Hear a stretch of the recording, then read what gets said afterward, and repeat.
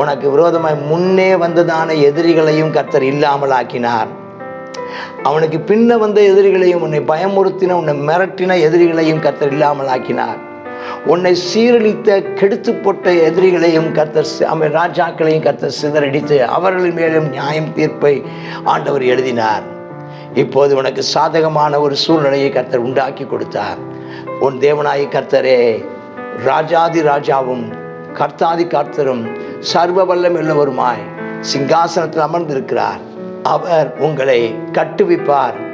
அவர் உங்கள் மேலே மனமகிழ்ச்சியாயிருப்பார். நீ அவருக்கு பண்டிகைகளை கொண்டாடி அவரை ஆராதித்து அகமகிழ்ந்து அவரை துதித்து பாடி போற்றி ஸ்தோத்திரம் பண்ணி மனமகிழ்ச்சியாயிரு.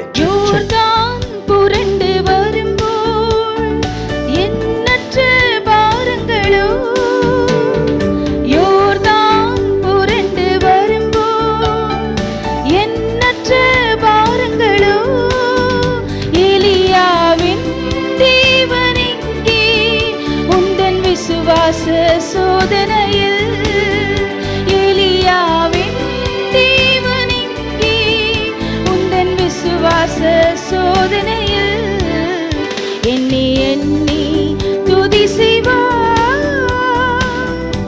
கர்த்தருடைய பரிசுத்த நாமத்திற்கு மகிமை உண்டாவதாக. எஸ்ரா 6ஆம் அதிகாரம். தரியு ராஜாவிட்டிருந்து அங்கேருந்து கடிதம் வருது.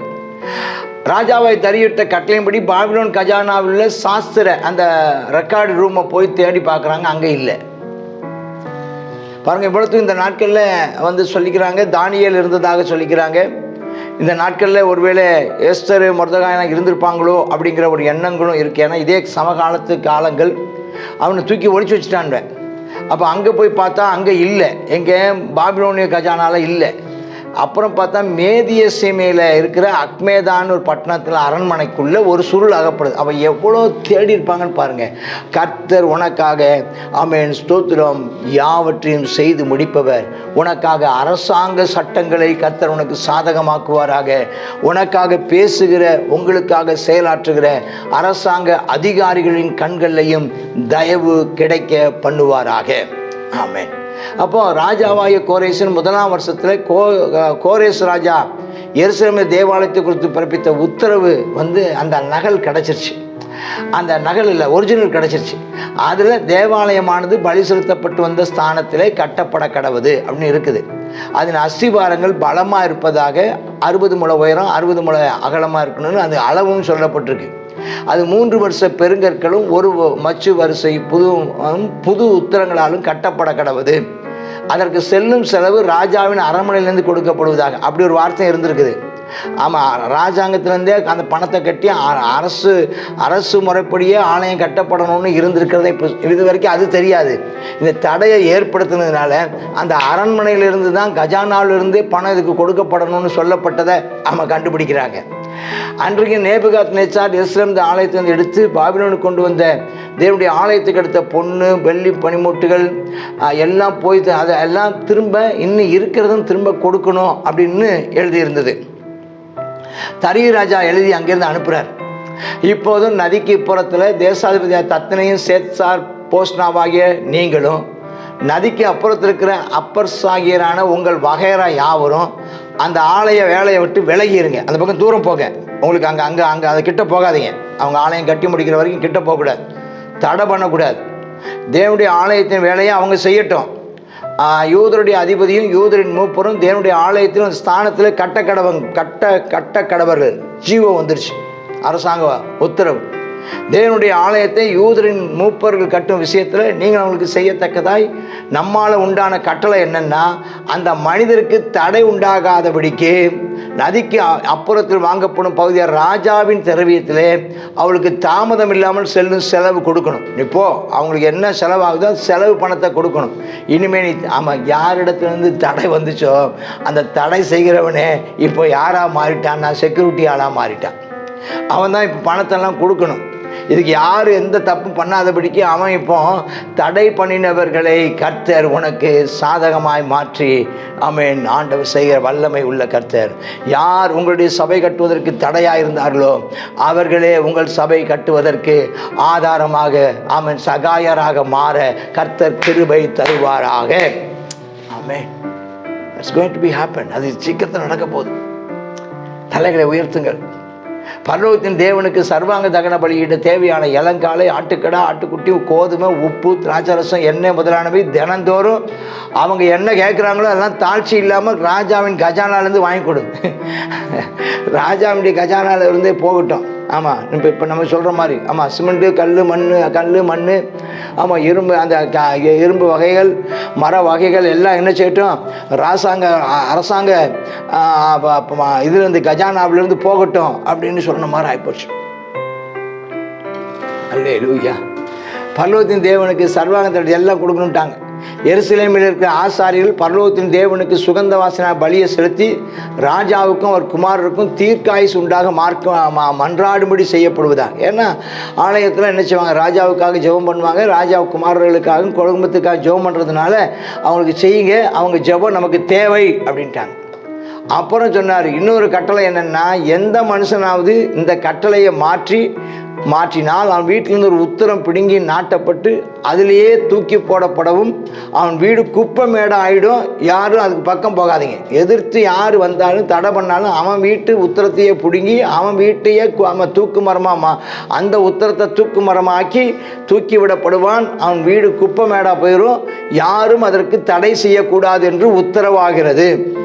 இதை மாற்றவும் எருசலேமின் தேவனுடைய ஆலயத்தை கெடுக்கவும் தங்கள் கையை நீட்டப் போகிற சகல ராஜாக்களுடைய சகல ஜனங்களையும் தம்முடைய நாமத்தை அங்கே விளங்க பண்ண தேவன் நிர்மூலமாக்க கடவர். சபைக்கு விரோதமாக, ஊழியருக்கு விரோதமாக, கட்டுமான பணிக்கு விரோதமாய் தடை பண்ணுகிற மனிதர்களை கர்த்தர் நிர்மூலமாக்க கடவர். இதெல்லாம் அங்கே சொல்லப்பட்டிருக்கு.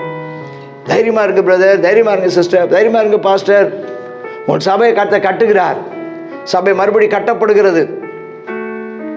அப்புறம் சொல்றாரு ராஜா, தரியுவாகிய நாம் இந்த கட்டளையை கொடுத்தோம், இதன்படி ஜாக்கிரதையாய் செய்ய கடவுள் ஸ்ட்ராங் ரெக்கமெண்டேஷன் லெட்டர் வந்துருச்சு. அதுவும் ஜீவோ கவர்மெண்ட் ஆர்டராக போட்டாங்க. அப்போது நதிக்கு புறத்தில் தேசாவை தத்தராயும் இந்த சேத்தார் போஸ்னாவும் வகையராவும், ஆமாம் அவ்வளோதான், தலையை தொங்க போட்டுட்டு சொன்னப்பட்ட பிரகாரமும், என்னங்க வேணும், உப்பு வேணுமா கொண்டாந்து தர்றோம், ஆட்டுக்குட்டி கொண்டாந்து தர்றோம், உங்களுக்கு சிமெண்ட் வேணுமா, கல் வேணுமா, நாங்கள் உதவி செய்கிறோங்க, எங்களுக்கு வேறு எதுவும் சொல்லிடாதீங்க, நாங்கள் உதவி செய்கிறோங்கிற. அல்லேலூயா.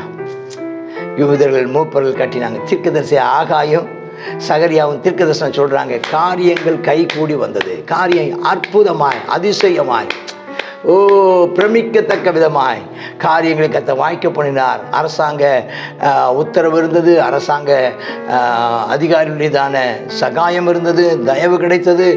எதிராளிகளும் ஆமென் ஸ்தோத்திரம் எந்த விதமான இடையூறும் செய்யாதபடிக்கு அவர்களும் நமக்கு வெளியே இருந்து உதவி செய்யும்படி கர்த்தர் செய்தார். காரியம் கைகூடி வந்தது. அவங்க கோரேஸ், தரியு, பெர்சியா ராஜாவின் அர்த்தசஷ்டாவுடைய கட்டளையின்படியே அதை கட்டி முடித்தாங்க. ராஜாவாகி தரியு அரசாளுகிற 6ஆம் வருஷம் ஆதார் என்னும் மாதம் 3ஆம் தேதியிலே ஆலயம் கட்டி முடிக்கப்பட்டது. ஆலயத்தை முடிச்சிட்டாங்க. அப்பொழுது இஸ்ரவேலின் புத்திரரும் ஆசாரியரும் லேவியரும் சிறையில் பிறந்த மற்றவர்களும் தேவனுடைய ஆலய பிரதிஷ்டை சந்தோஷமாய் கொண்டாடுறாங்க.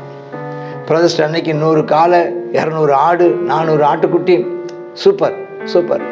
பாவ நிவாரண பலியாக 12 வெள்ளாட்டுக்கடா பலியிட்டு எல்லாரையும் அந்த ஆசாரியர்கள் செய்ய வேண்டிய காரியங்கள், லேவியர்கள் செய்ய வேண்டிய காரியங்கள் செய்து, ஆமாம் ரொம்ப ஆசீர்வாதமாக செய்து, அப்போ 6ஆம் அதிகாரம் 19ஆம் வசனத்தில் 1ஆம் மாதம் 14ஆம் தேதி சொல்லப்பட்டபடியே பஸ்காவை ஆசரித்தார்கள். கர்த்தர் மறுபடியும் உன் வீட்டிலே பண்டிகைகள் நடக்க செய்வாராக. மறுபடியும் உன்னுடைய சபையிலே மன மகிழ்ச்சியின் ஹல்லேலூயா ஹல்லேலூயா ஹல்லேலூயா புதிய ஆமென் ஆராதனையை துவங்க செய்வாராக.